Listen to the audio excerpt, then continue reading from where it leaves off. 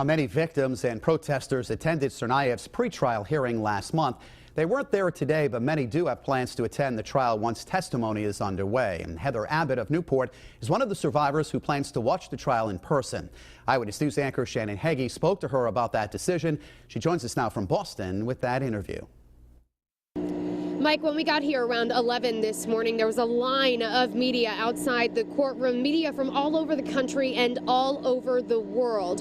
While today was only the start of jury selection, victims of the marathon bombings are expected to attend and even testify. And when we spoke to victim Heather Abbott from Newport, Rhode Island over a year ago, she told us she didn't plan to attend the trial, but now, knowing that her friends will be in that courtroom, she says she's changed her mind.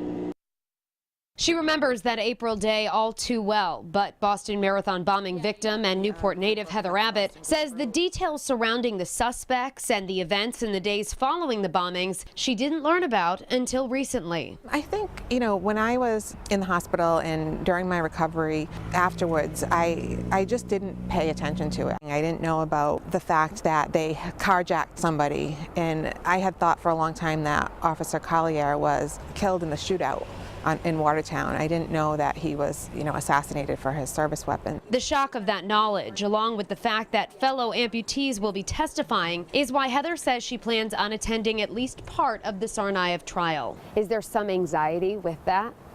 Yeah, I think there definitely is. I had some friends who went to the last hearing, yep.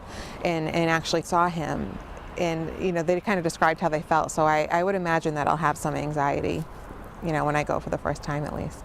Is there one point of it that you think will be the most difficult? I've had meetings with the prosecutors and the FBI, and they've indicated that there is some pretty graphic evidence and they expect it to be very emotional, so I think that will probably be difficult. Heather says she volunteered to testify but ultimately was never chosen. She says she has immense pride in those who will take the stand, many of whom she now considers family. And Heather tells me she plans to wait until after jury selection is over to attend the trial. With the Mobile Newsroom in Boston, I'm Shannon Heggie, Eyewitness News. And count on Eyewitness News for continuing coverage of the Boston Marathon bombings trial. We'll continue to track each development as the case unfolds and provide updates from federal court. You'll also be able to see it all right here on WPRI 12 and on our website, WPRI.com.